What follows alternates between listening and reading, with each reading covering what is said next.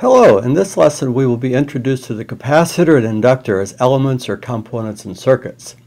Here a capacitor circuit symbol is shown on the left, designated by C, and an inductor symbol shown on the right, designated by L.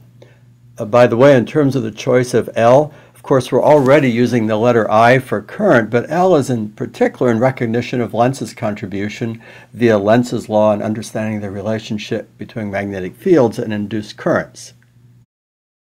Let's begin with the capacitor. In terms of the physical aspects of capacitors, well, I've worked with systems that use capacitors that weigh more than I do and where the array or bank of capacitors took up one side of a large room. And I've also fabricated capacitors on silicon wafers where the capacitors had dimensions measured in micrometers and nanometers.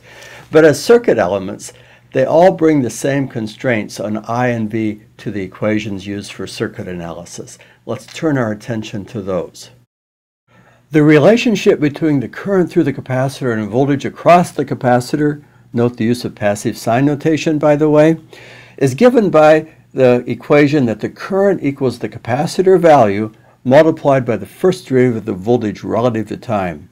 So giving voice to the capacitor says, you can connect me as you like in a circuit, but I will insist that for me, I equals C times dV dt. That's my element constraint. The units associated with capacitance are farads, where expressing it more fundamentally, 1 farad equals 1 coulomb divided by 1 volt. A farad is a coulomb per volt. More insight can be obtained into that by taking the integral of both sides of the current voltage expression. Let's do that. On the left-hand side of the equation, the integral of current with respect to time gives charge since I equals dq dt. And the integral on the right-hand side of the equation reduces to capacitance times the capacitor voltage. 1 farad capacitor charged to 1 volt stores 1 coulomb of charge.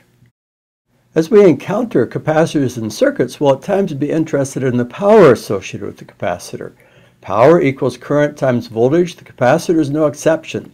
The capacitor's power equals the capacitor current times the capacitor voltage, or power equals C dV dt times V. The derivative can be either positive or negative, or zero. The power may be positive or negative or zero. When the capacitor voltage increases with time, the capacitor is absorbing energy from the rest of the circuit. When the capacitor voltage is decreasing with time, the capacitor is delivering energy to the rest of the circuit. So yes, capacitors can store energy. In fact, using the expression we just developed for power, C dV dt times V, using the chain rule, that can also be expressed as the derivative of the quantity inside the square brackets on the right-hand side of the equation we see here. A little calculus exercise if you wish. But the point here is that power is the time rate of change of energy, so the quantity inside the brackets, 1/2 CV squared, is the energy stored in the capacitor. For large capacitors and especially large voltages, since the energy goes as V squared, this can be substantial. In fact, I'm sadly reminded that when I was in graduate school, a fellow student working alone in a lab was tragically killed in a laboratory accident by getting across the terminals of a capacitor used for Q-switch lasers. With that in mind, I'd like to add a couple of exclamation points after that statement, capacitors can store energy. We can make some interesting deductions about capacitors and circuits at this point. One is that in the absence of infinite power, which means in the world in which we build circuits, since we don't have infinite power, the capacitor voltage can't change instantly. If V sub C changed instantly, dVc dt would be infinite and infinite power would be required.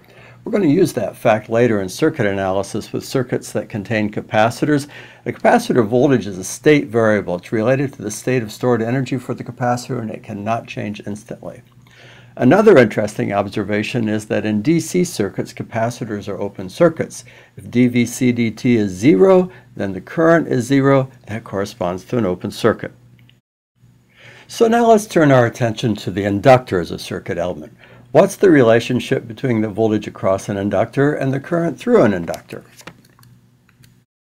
The inductor says, what I bring to the table is this. Put me in a circuit, connect me up. The voltage across me will be proportional to the first derivative of the current through me with respect to time. The constant of proportionality is the value of my inductance. The units of inductance are henries, where 1 henry is equal to 1 Weber per ampere. The Weber is a unit of magnetic flux. It's the standard international unit of magnetic flux. 1 Weber equals 1 ampere times 1 henry. We can compare that to our earlier idea of 1 coulomb of electric charge equaling 1 farad times 1 volt. And looking at the inductor power, power equals I times V, of course. When the current is increasing with time, the inductor is absorbing energy from the rest of the circuit. When the current is decreasing with time, the inductor is delivering energy to the rest of the circuit. And we may use the chain rule again to show that the stored energy in an inductor is equal to 1/2 L times the current squared. Undergraduate story this time, student in a large motors lab, as I recall.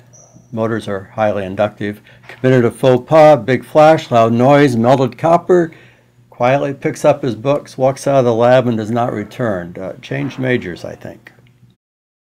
Some important observations about inductors in circuits. The inductor current is a state variable. In the absence of infinite power, it cannot change instantly. And inductors are short circuits in DC circuits, since if di dt is 0 for the inductor, the voltage across it is 0. This brings us to the end of our first lesson regarding inductors and capacitors. We'll look at some further lessons where we do circuit solving with those elements. Thanks for watching. For now, let's summarize by noting the following. We have the current voltage relationship for the capacitor, I equals C dV dt. For the inductor, V equals L di dt. The capacitor stored energy is 1/2 CV squared, and for the inductor, 1/2 Li squared. I sub L and V sub C are state variables. The capacitor is an open circuit in DC circuits, and the inductor is a short circuit in DC circuits.